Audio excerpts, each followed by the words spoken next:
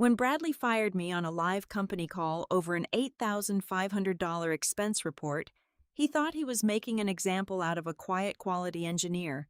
He flashed the receipt on screen, grinning like he just saved the world.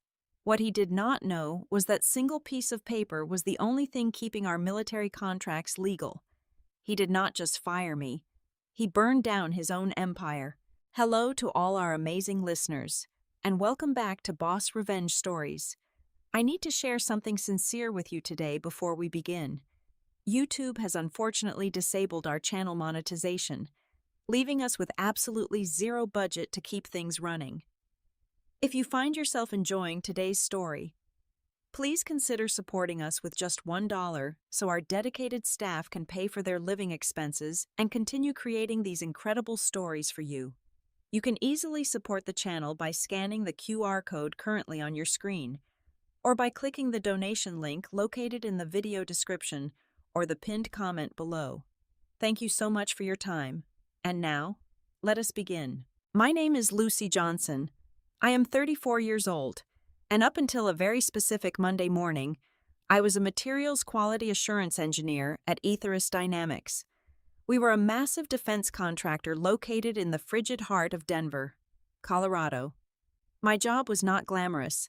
I was the quiet woman in the background, the one who stared through microscopes and analyzed stress reports to ensure the metal components we shipped to the military did not shatter mid-flight. I liked the silence. I liked the predictability of numbers and solid facts. That particular Monday started like any other soul-crushing corporate morning.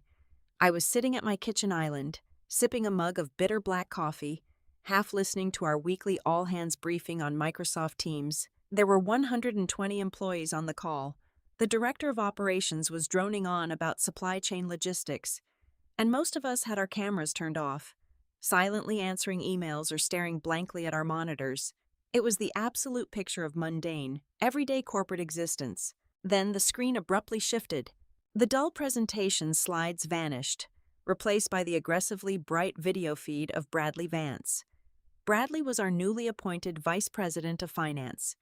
He had zero background in engineering, zero background in defense contracting, and a terrifying amount of unearned confidence. His sole qualification for the executive suite was that he was the son-in-law of our chief executive officer. He was the kind of guy who wore bespoke Italian suits to a manufacturing plant and thought he was the smartest person in any room he walked into. Right now, he was wearing a smug, self-satisfied grin. It was the smile of a man who genuinely believed he was about to save the world, or at least save the quarterly budget, which to him was exactly the same thing. "Good morning, team," Bradley interrupted, his voice dripping with theatrical authority. "I am commandeering this meeting because we have a critical issue regarding corporate integrity." He hit the screen share button. An image of an internal reimbursement receipt popped up, magnified so that every single person on the call could read it. It was a digital invoice, stamped with an urgent red processing seal. The total listed on the document was $8,500. And right there, under the billing authorization line, was my name, Lucy Johnson. Over the weekend, I conducted a deep dive audit of our departmental discretionary spending, Bradley announced, his eyes darting around the screen as if waiting for applause. And I discovered this. A payment of $8,500 authorized by our quiet, unassuming quality engineer, Miss Johnson, routed to an unverified third-party vendor. He leaned into his webcam, his expression turning into a mask of righteous indignation. A vendor that does not exist in our approved procurement database, a shell company. Miss Johnson has been establishing a slush fund to embezzle corporate capital right under our noses. I stopped drinking my coffee. I did not gasp. I did not cry out. I just stared at the screen, utterly fascinated by the sheer, unadulterated stupidity unfolding before my eyes. Ethos Dynamics has a zero-tolerance policy for fraud, Bradley continued, puffing out his chest. We are launching a new anti-waste campaign, and I intend to make a firm example out of this situation. Lucy Johnson, you are terminated immediately, effective this very second. He did not even give me a chance to unmute my microphone. Not that I wanted to. Information Technology Department, "You are instructed to cut her system access live on this call," he barked, reveling in his own power trip. "Shut down her email, lock her credentials." There was a collective, breathless shock radiating from the 120 silent participants. You could practically feel the horror through the digital ether. People were watching a public execution.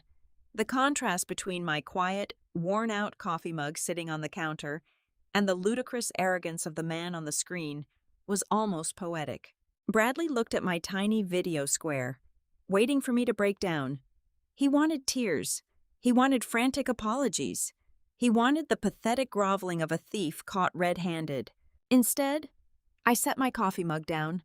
I looked directly into the lens of my webcam, and I gave him a cold, dead-eyed smile. I did not turn on my microphone to argue.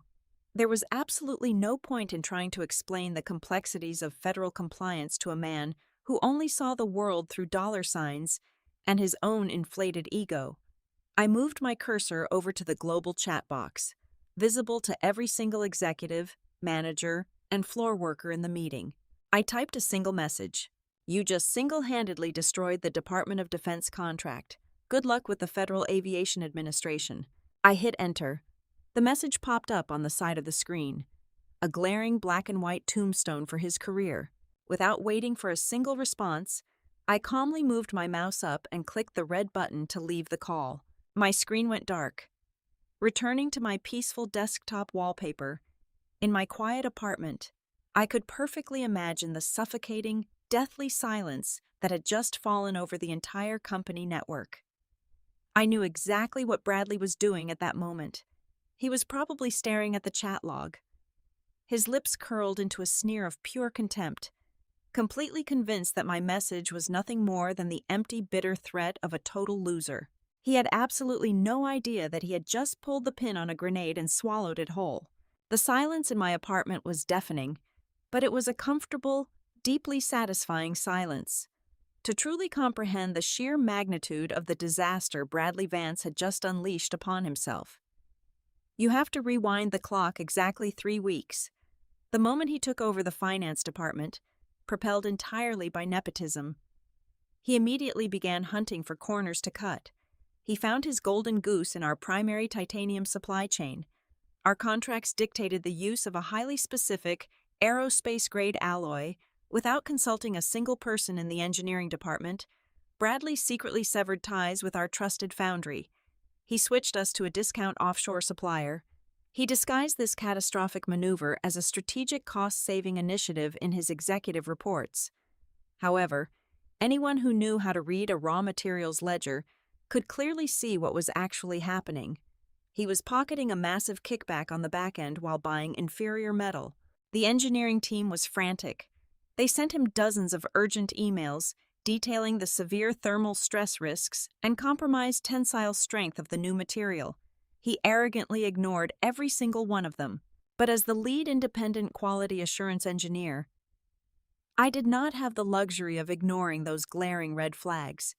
Our manufactured components were destined for next-generation fighter jets. A microscopic structural flaw in a turbine casing meant planes would fall out of the sky and pilots would die. I invoked my emergency oversight authority, confiscated a raw sample of Bradley's new cheap alloy, and took a quiet, undocumented flight out to a highly restricted military testing laboratory deep in the Nevada desert. I bypassed all the standard commercial testing facilities because I needed irrefutable, government-sanctioned proof of what we were dealing with. I handed the sample over to federal technicians and ordered a full-spectrum X-ray scan, alongside a deep-level microcrack analysis under extreme atmospheric pressure. The cost for this highly specialized, expedited, classified clearance procedure was categorized as a fast-track federal testing fee. That exact fee was $8,500. That receipt he flaunted on the video call was not a slush fund. It was the absolute, undeniable lifeline of the entire company. Here is the beautiful, fatal detail about the latest defense security laws that Bradley entirely failed to research. If an aerospace contractor changes their raw material supplier, every single outgoing shipment must be accompanied by a digitally encrypted, government-stamped testing receipt to prove the new batch of metal is not compromised. It acts as a digital passport. Without that specific original receipt legally bound to the internal shipping manifest, the Department of Defense logistics system automatically flags the entire inventory as unverified dead material by firing me, locking me out of the database, and discarding that authentic receipt as a fabricated expense report. Bradley had unknowingly severed the critical digital tether that kept our supply chain legal. He had turned millions of dollars of aerospace parts into worthless scrap metal with a single click of his mouse. I picked up my cell phone from the kitchen counter. I felt completely detached from the chaos I knew was brewing across town. I scrolled through my encrypted contacts and tapped the private number for the executive recruiter at Vanguard Aerospace. Vanguard was our biggest competitor, a relentless corporate titan who had been aggressively headhunting me for the past 8 months. A smooth, professional voice answered on the second ring. "Lucy," the recruiter said, "please tell me you are finally tired of carrying Aetherist Dynamics on your back." I smiled, pacing slowly across my hardwood floor. "I have just been terminated," I replied, keeping my voice steady and professional. "I am officially ready to accept your offer for the Director of Quality Assurance position. However, circumstances have changed. I want triple the original salary we discussed. I want full autonomy over the testing labs, and I want the employment contract signed and legally binding by the end of the day." There was a brief pause on the line, followed by a dark, knowing chuckle. "Consider it done. Welcome aboard, Director." I hung up the phone and walked over to my living room window.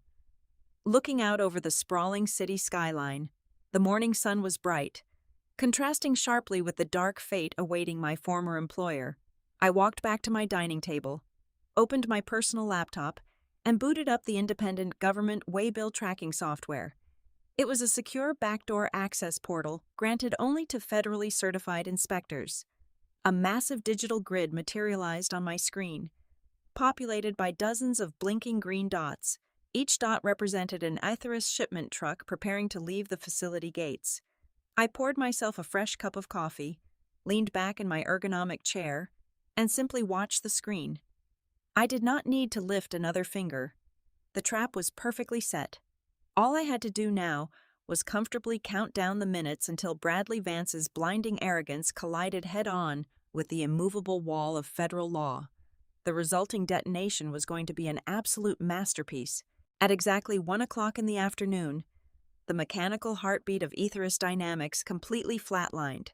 Across all 3 of our massive assembly plants, which combined spanned hundreds of thousands of square feet of industrial space, the blaring shriek of the red alert sirens synchronized into one deafening mechanical howl. Heavy steel conveyor belts, carrying thousands of pounds of freshly milled titanium aerospace components, were violently halted.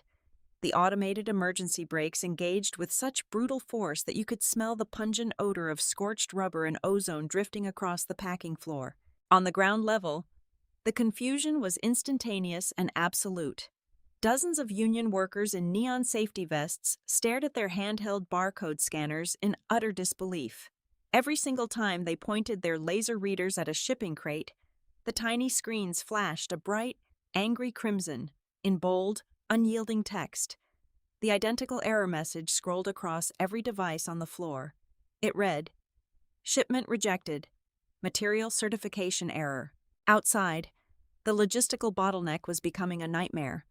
A fleet of armored 18-wheeler transport trucks, collectively hauling tens of millions of dollars in classified military hardware, sat idling in the brutal midday heat.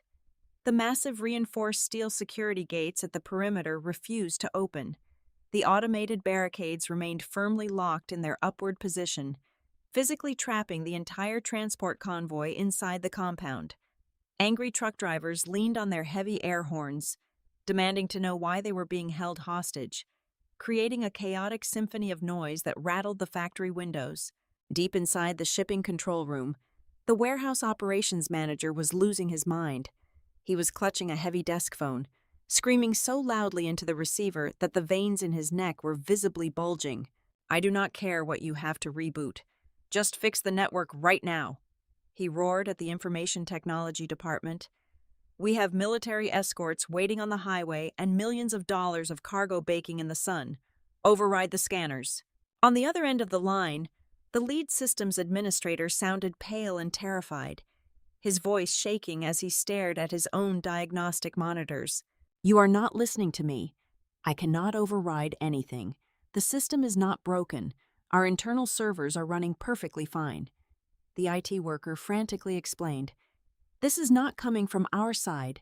The Department of Defense external portal has initiated an automated, hard-coded security lockdown on our entire outbound manifest. We are completely locked out of our own shipping protocol. Desperate and out of options, the production director bypassed the chain of command and dialed Bradley Vance directly. Up in his climate-controlled, mahogany-paneled corner office, Bradley picked up the phone. He was likely polishing his expensive watch, completely insulated from the mechanical chaos tearing his supply chain apart. We have a total catastrophic logistical paralysis on the packing floor, the production director barked, not bothering with pleasantries. The federal portal is rejecting every single crate of the new titanium alloy. The gates are locked. Instead of recognizing the severity of the crisis, Bradley simply scoffed. His voice was dripping with unwarranted arrogance and mild annoyance. Calm down, Bradley commanded, dismissing the warning entirely. This is obviously a pathetic, childish software bug planted by that disgruntled quality engineer I fired this morning. She is throwing a digital tantrum to try and make me look bad. I am not going to let a petty, fired employee disrupt our quarterly shipping targets. Sir, you do not understand. The federal system is reading this as a severe compliance violation, the director pleaded. I said, I will handle it, Bradley snapped. I am the Vice President of Finance. I have administrative bypass authority. Enter my executive override credentials into the main security terminal and force the perimeter gates open immediately. That is a direct order. Down on the factory floor, with extreme reluctance, the director typed Bradley's executive authorization code into the master terminal and slammed the enter key. Bradley fully expected the heavy steel gates to swing open, proving his ultimate authority. He could not have been more wrong. The executive override did not unlock the barricades. Instead, by attempting to forcefully bypass a federal materials lockdown, Bradley's digital command triggered an immediate, automated anti-terrorism protocol buried deep within the defense contracting software. In the blink of an eye, a silent, high-priority distress signal was launched directly to the Pentagon. The alert explicitly flagged Ethos Dynamics for the intentional, unauthorized transport of unverified, potentially compromised aviation components intended for military aircraft. The federal retaliation was not just swift, it was completely devastating. It did not take days or even hours. Barely 5 minutes after Bradley issued his arrogant command, the financial lifeblood of the company was severed, without a single warning email, phone call, or courtesy notification. Every single corporate bank account associated with Ethos Dynamics that received government disbursement funds was instantly, permanently frozen. Millions of dollars in operational liquidity vanished behind an impenetrable wall of federal red tape, leaving the massive corporation entirely paralyzed. By 3 o'clock in the afternoon, the blissful ignorance insulating the executive suite was violently shattered. My former colleagues in the information technology and legal departments were more than happy to text me the entire play-by-play as the disaster unfolded. It was a beautiful, chaotic symphony of panic. The reality of the situation finally crashed down on Bradley Vance when the entire internal legal team practically ripped his mahogany office door off its hinges. The lead corporate counsel, a man who usually projected an aura of invincible arrogance, was reportedly sweating through his custom shirt, his face drained of all color. He did not ask for permission to speak. He slammed a printed notice of the frozen federal disbursement accounts onto Bradley's pristine glass desk, demanding to know why the Department of Defense was treating Ethos Dynamics like a hostile foreign entity. That was the exact moment the smug, untouchable executive transformed into a cornered, terrified amateur criminal. The realization that he was not just facing a bad quarterly report, but actual, literal federal prison time, completely short-circuited his brain. Driven by pure, unfiltered panic, Bradley frantically logged into his administrative dashboard. His trembling fingers desperately hunted through the digital server trash bins. He was searching for the very same $8,500 invoice he had so triumphantly mocked on the company-wide call just hours earlier. He thought he could simply undelete the document, upload it to the federal portal, and pretend none of this ever happened. He thought he could easily undo the colossal mess he had created. But I am an engineer. I do not leave loose ends. When Bradley finally located the deleted file and attempted to restore it, his screen immediately locked. A stark black window popped up, demanding a biometric encryption token. I had hard-coded the testing receipt to my personal security clearance. The document could only be decrypted and submitted using my specific retinal scan and fingerprint signature. Without my physical presence, that file was nothing more than a string of useless digital garbage. Sweat pouring down his face, Bradley snatched up his office phone and dialed the classified military laboratory in Nevada. He demanded they reissue a copy of the metallurgical X-ray certification directly to his email. He tried to use his title, barking orders and throwing around the weight of the company name. The federal technician on the other end of the line was completely unimpressed. The laboratory personnel bluntly informed him that under the strict guidelines of military security protocols, classified test results could only be legally surrendered to the specific supervising engineer of record. That engineer was Lucy Johnson. The technician then abruptly disconnected the call, leaving Bradley listening to the dial tone of his own impending doom. Desperation is a funny thing. It strips away all logic and reason. Realizing that the paper trail was completely locked away from him, Bradley attempted the most cowardly maneuver in the corporate playbook. He decided to destroy the evidence of his own incompetence. He called the head of the Information Technology Department and aggressively ordered him to permanently purge the entire audio and video recording of that morning's Microsoft Teams meeting from the cloud servers. Bradley wanted to completely erase the fact that he had publicly terminated me over the exact document the government was now demanding. He wanted to claim I went rogue and quit. However, Bradley had made a massive tactical error 3 months prior. He had mercilessly slashed the information technology budget by 30% to pad his own departmental bonus, making a very bitter enemy out of the IT director. The IT director politely agreed to Bradley's frantic demand over the phone, but instead of hitting the delete key, the brilliant, underpaid systems administrator executed a slightly different command. He quietly packaged the high-definition recording of the morning meeting, complete with Bradley's arrogant confession of firing me, and attached it to a highly secure routing script, under the clever disguise of an automated periodic administrative backup. The IT director forwarded the unedited video file directly into the primary email inboxes of every single member of the board of directors, seamlessly carbon copying the Federal Audit Council for good measure. Ignorant to the fact that his own execution video was currently being distributed to the highest authorities, Bradley finally resorted to the ultimate humiliation. My personal cell phone began to vibrate relentlessly on my coffee table. The screen lit up with a rapid-fire barrage of text messages and incoming calls from Bradley's private number. The messages evolved rapidly from commanding to pathetic. First, he ordered me to log in and fix a system bug. Then, he asked if we could talk about a misunderstanding. By the 10th message, he was practically begging. He offered to double my previous salary. He promised a promotion. He swore he would give me my own dedicated department if I just came back to the office and unlocked the encryption. I sat on my sofa, watching the incoming call screen flash his name over and over again. I did not pick up. I did not type a reply. I just let the system handle it. After his 5th missed call, my carrier network triggered the custom automated response I had set up earlier that afternoon.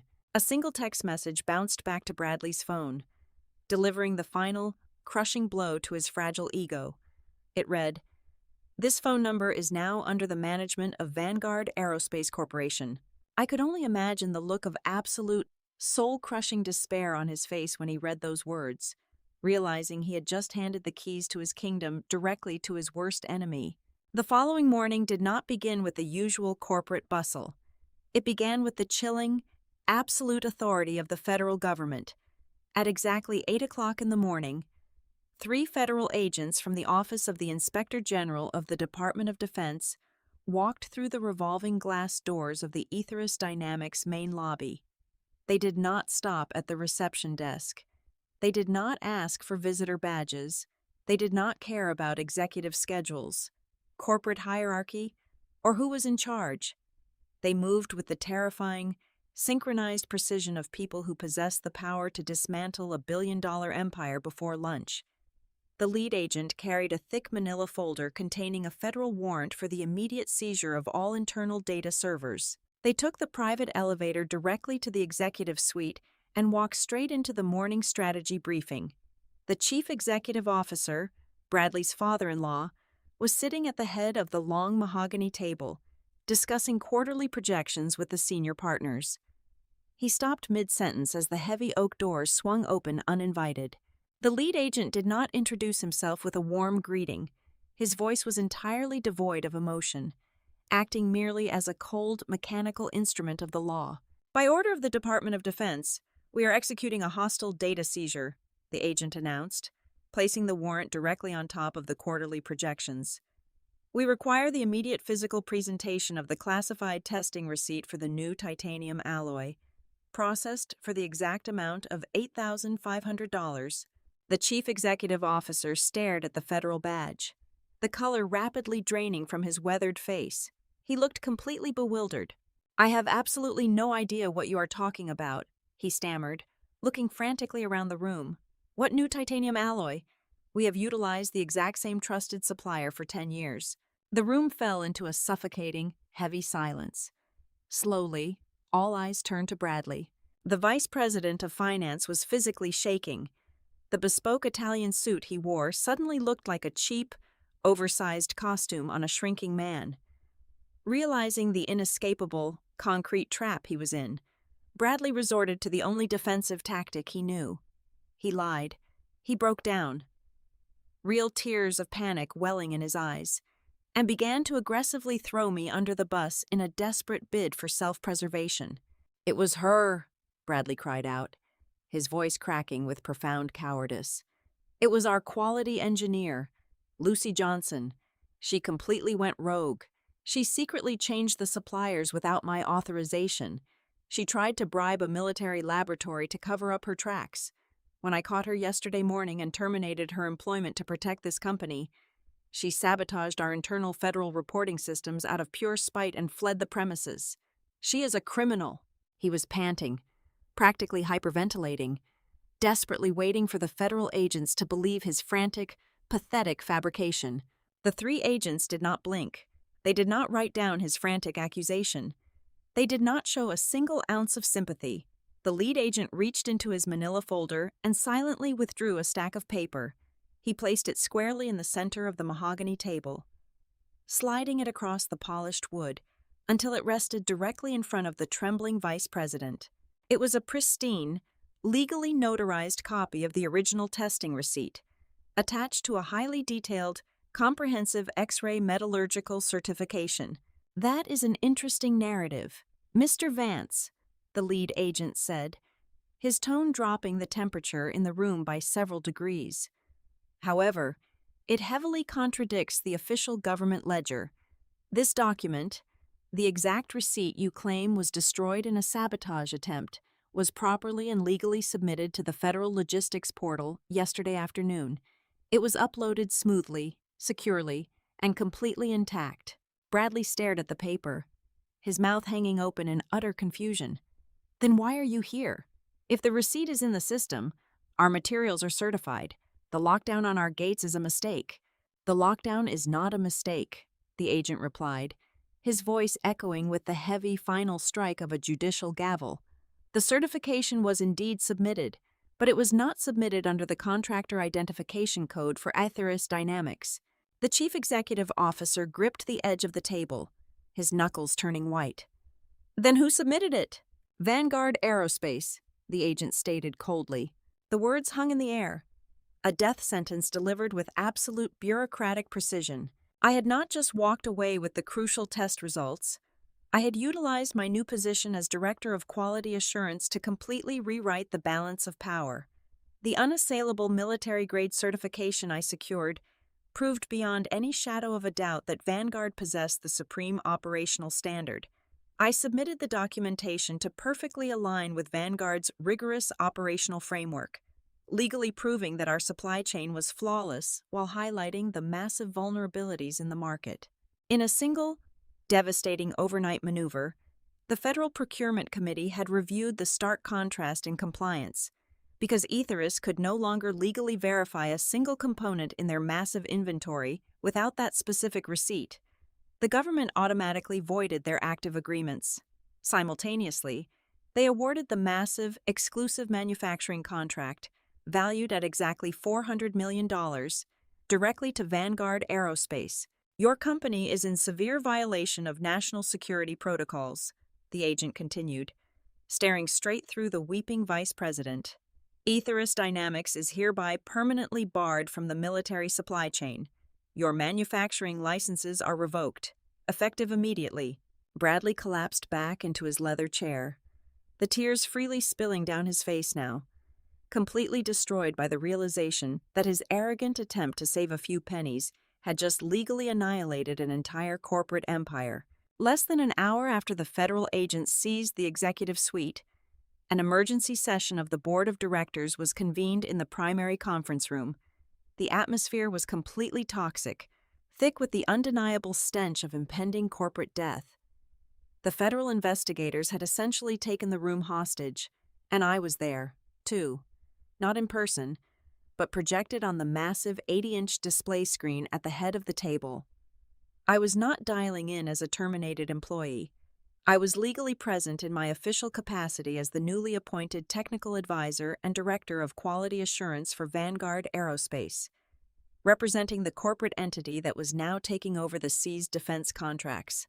Bradley was forced to sit dead center. The bespoke suit he was so proud of was now drenched in sweat, clinging uncomfortably to his shaking frame. He looked like a cornered rat, desperately trying to salvage whatever tiny shreds of his career remained. "I was just doing my job," Bradley pleaded, his voice cracking as he looked around at the furious faces of the board members.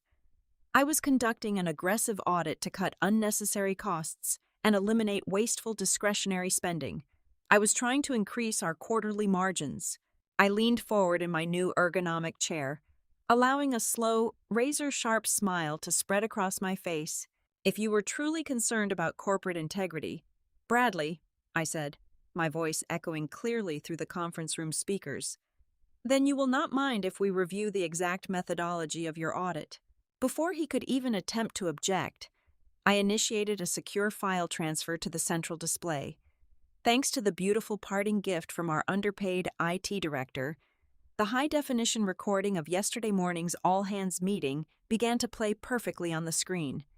The entire board watched in horrified silence as Bradley's giant, smug face bragged about his power, publicly humiliated me, and triumphantly fired me over an $8,500 invoice, proudly labeling it an illegal slush fund. As soon as the video finished, I did not give them a single second to recover. I immediately opened the next file. "This," I announced, projecting a heavily encrypted internal communication log, "is the digital footprint of our former Vice President of Finance. It explicitly details his unauthorized, unilateral decision to sever ties with our verified titanium foundry. It also tracks the massive, illegal vendor kickbacks he was quietly funneling into a private offshore account in exchange for purchasing cheap, non-compliant, uncertified scrap metal." Bradley lunged out of his chair, his face turning a violent shade of purple. "That is a complete fabrication. You are manipulating the system." "Sit down," the lead federal agent commanded, placing a heavy hand on Bradley's shoulder and forcing him back into his seat. I looked directly into the camera lens, ensuring Bradley felt the full, crushing weight of his own arrogance.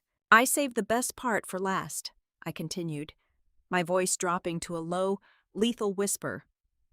"That $8,500 receipt you tried so desperately to destroy? It was not just a shipping passport. It was the certified diagnostic report from the military laboratory, and that report officially proved that your cheap, Heavily discounted titanium completely failed the structural micro-crack tests. By firing me, locking the system, and attempting to delete that specific invoice, you did not just commit a procedural error, you officially engaged in a coordinated cover-up to conceal the deliberate shipment of defective, catastrophic aviation components to the United States military. A collective gasp rippled through the boardroom. The silence that followed was absolute and suffocating. Treason, fraud, reckless endangerment of military personnel. The reality of the federal charges settled heavily over the room. To save the corporation from facing a massive criminal indictment, the chief executive officer had to make the ultimate sacrifice.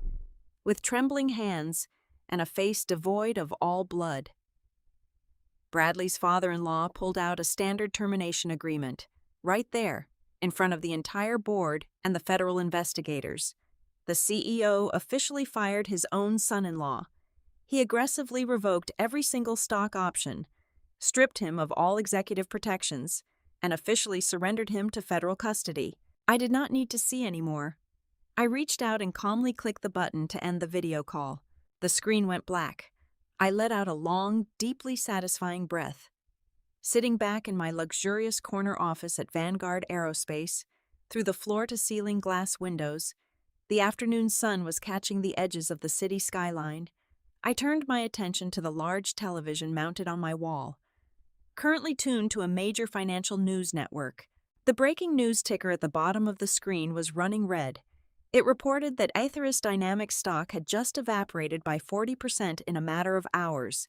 And right there, occupying the main broadcast feed, was live helicopter footage of Bradley Vance. His expensive suit was wrinkled. His hands were firmly cuffed behind his back, and federal agents were physically shoving him into the back of an armored government vehicle. I picked up my porcelain mug, took a slow, deliberate sip of my premium dark roast coffee, and smiled.